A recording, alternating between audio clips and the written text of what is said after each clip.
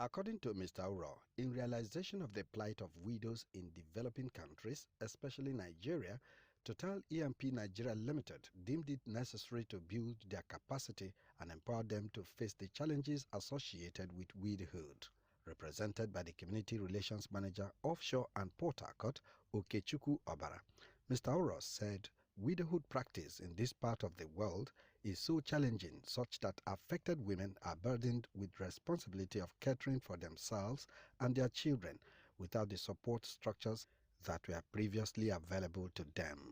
He enjoined the widows to take advantage of the workshop to improve their economic lives. This workshop, therefore, is in line with this call to action by the United Nations, and it is TPNG's deliberate policies to assist in alleviating the suffering of widows in our areas of operation.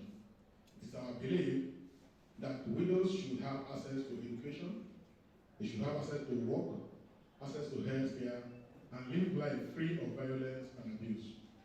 Facilitator of the program and managing consultant through Heaven Consulting, Odogwa Kesena, identified widowhood practice in Nigeria as a Herculean task which only takes the grace of God to overcome. He lauded the management of Total E&P Nigeria Limited for funding the program and advised the widows to utilize the stipends judiciously. They want to empower them. They want a situation whereby after this particular training, they empower them with some little stipends, and they can use that to start so that they can now become independent, which is the primary thing. I spoke to some of the widows and women leaders who expressed joy over the intervention of Total E&P Nigeria Limited. We are so much happy and we thank Total and we pray that they should continue to do it from time to time to support the widows.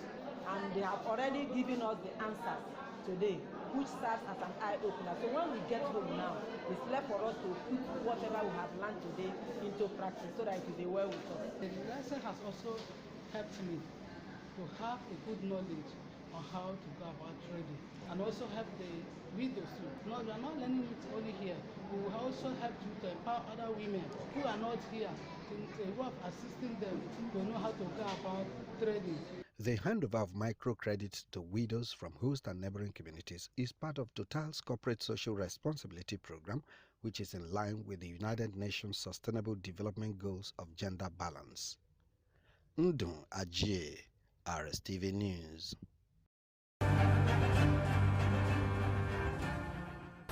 Welcome to the discussion segment of CSR Digest. CSR Digest is a feedback mechanism instituted by Total Exploration and Production Nigeria Limited to x-ray some of its corporate social responsibility to host neighboring and impacted communities.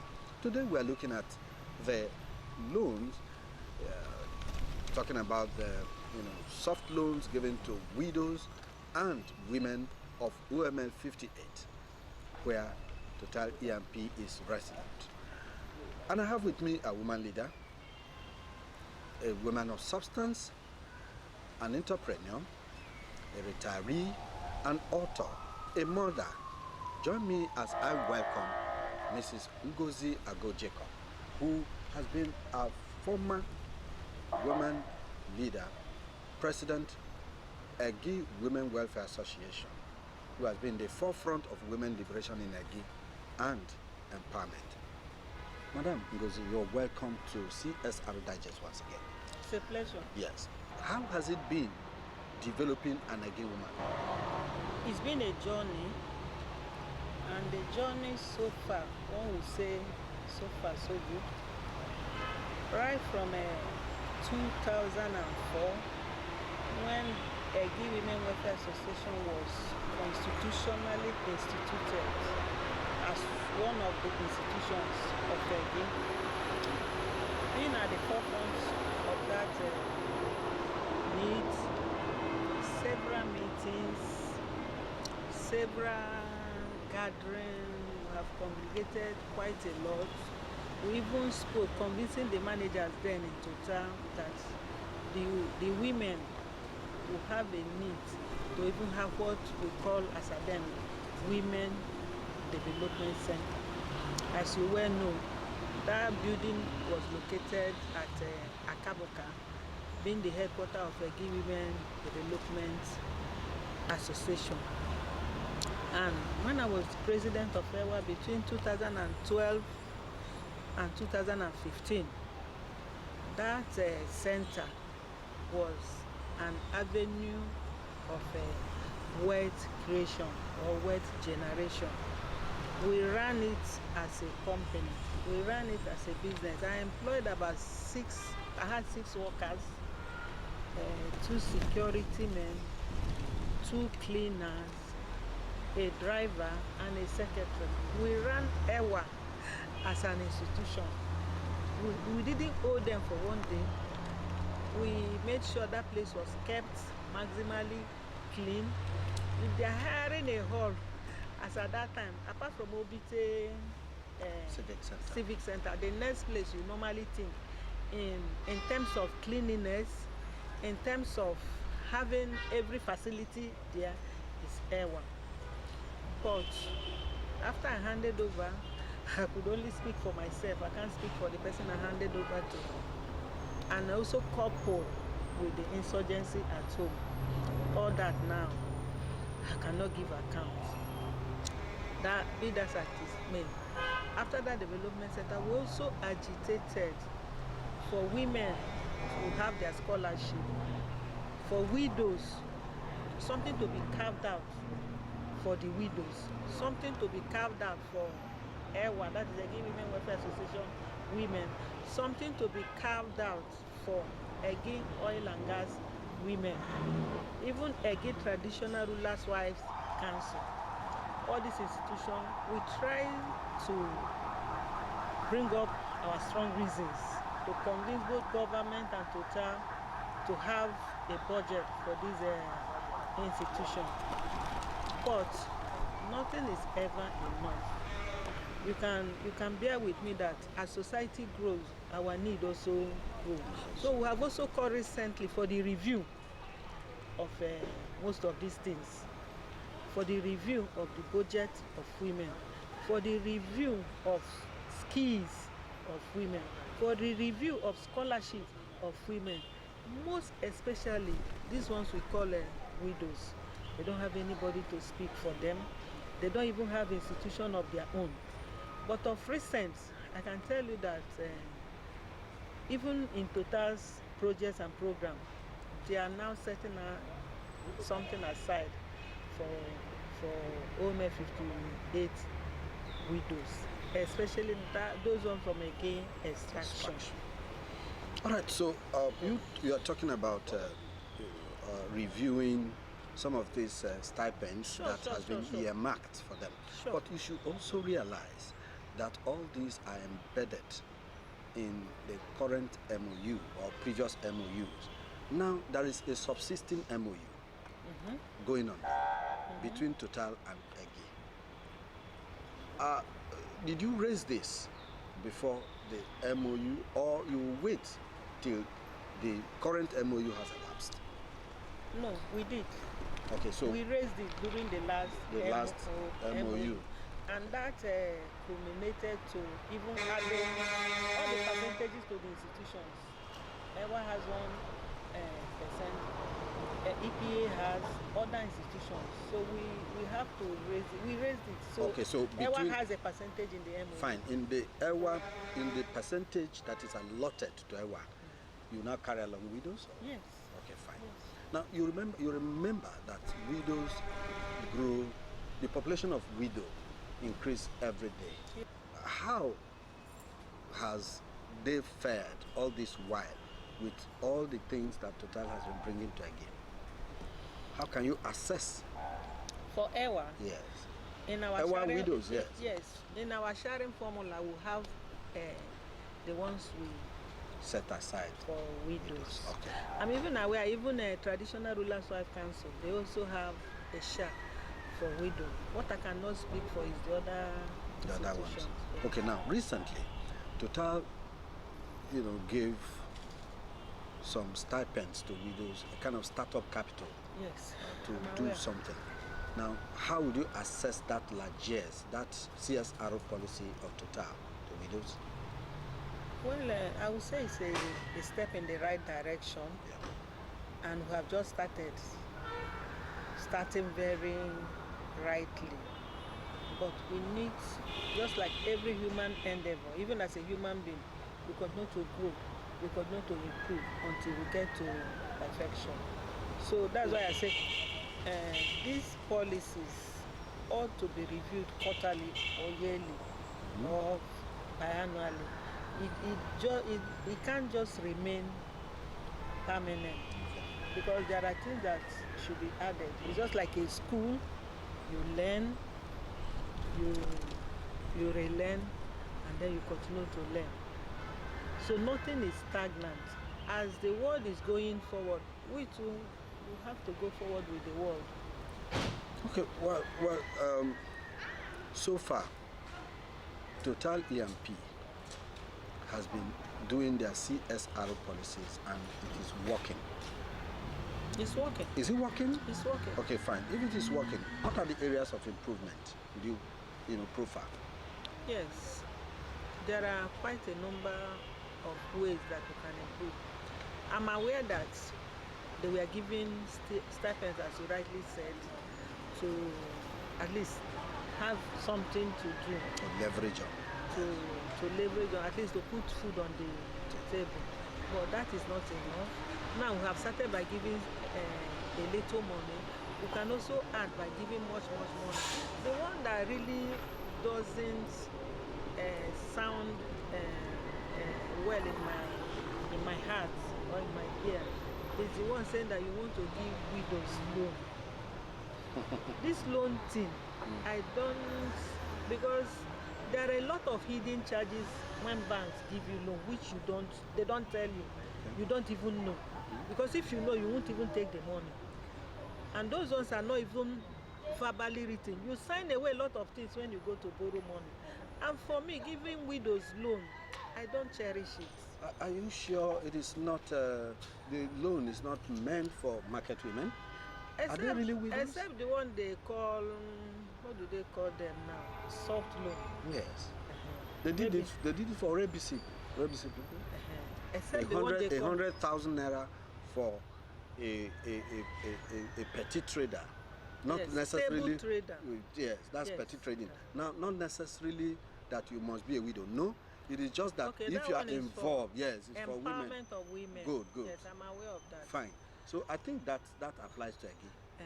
It's not strictly for widows. Yes, I'm aware of that. Good. And I know one or two people that have benefited, which their market is still kicking.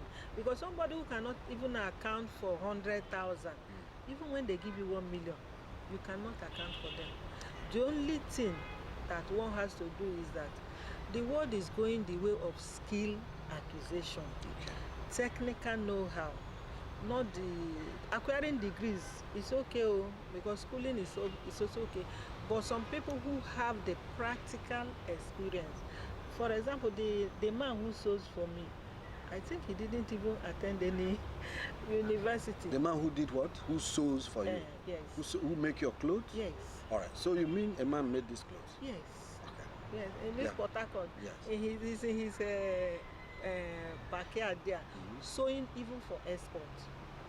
So these are the kind of people we should encourage in the skill. What I really want Total to do is that when they are sharing skills, I'm also speaking to Total and speaking to River State government and speaking to our men, other heads of institutions. Please, they should set aside skill for widows. They should set aside skill for women. For now, they are not doing well. You will not tell me EWA as an institution, you just handpick 4 skill and give to EWA. EWA is even 8 women executive. Okay. Not to talk of maybe people who supported you or even the needy among you. How are you going to share it? The disparity is too much. I don't know whether we will have a way of enshrining it into our MOU. This is the percentage for EWA. This is the percentage for oil and gas women. This is the percentage for widows. This is the percentage.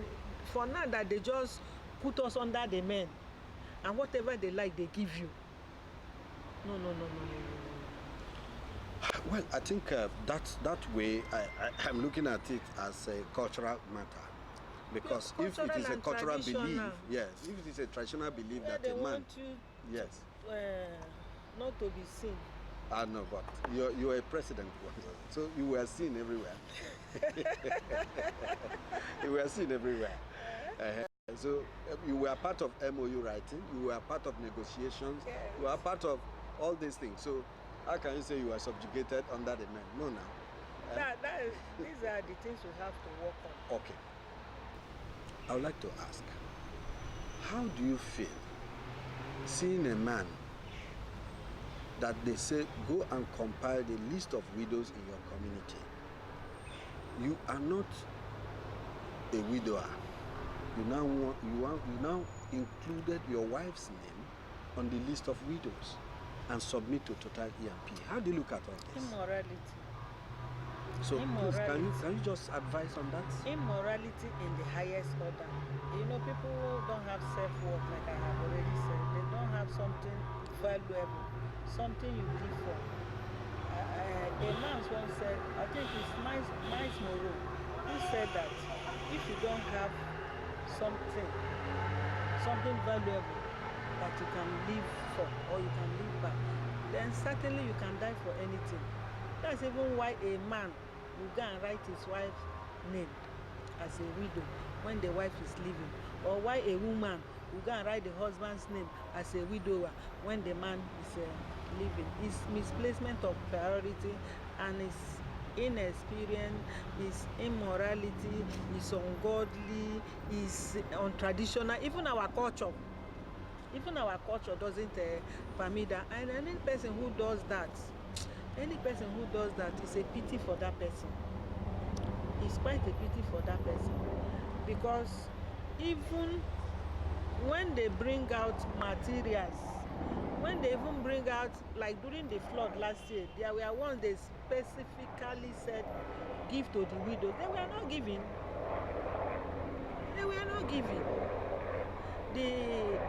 The mighty in the society or in the community, even it even happened in government areas where they say how many bags of rice, mattresses, all those things didn't get to the needy. So that's how bad our society, that's how bad it has gotten. And I don't know why this thing should be getting to those who don't have the hearts, who don't have that milk of human kindness. People should even bring from their pocket and add, not to take the one that is already for the widow and go to the house. How would they sleep on those foam? How would this rice, when they cook it, how will it pass on their throat? It's abomination. It's abominable, and it should be condemned. What advice do you have for women, widows, the traditional wives, Blast Council, and Total EMP? Well, my advice is simple. Know who you are. Know your self-worth. Have a goal. Have a vision board that you look at every morning when you wake up. Today is 2nd December 2019. The Bible tells us that daily He loaded us, God loads us with blessings, with miracles and benefits on a daily basis. The life we live is on a daily basis. Give us this day our daily bread. So women must wake up from their slumber and begin to know that marriage is an empty cup. The wife will bring and put, the husband will bring and put, and then the family will grow better. If you don't have a career, then you must have a skill, or you must have a craft. You must have something doing. Okay. All right, so with this we conclude today's episode of CSR Digest. CSR Digest will come your way again next week, God willing. But until then, I have to thank my guest, Mrs. Ngozi Agoh Jacob, who has been in the helm of affairs of a Give Women Welfare Association, and today she has given some technical details on how Age is run in terms of widowhood practice and women development in Age. I hope to see you again, Mrs. Ngozi Agoh Jacob, on this program. Always be available. Right. Thank you so much for being part of it. And this is CSR Digest. My name remains Ndum Ajie.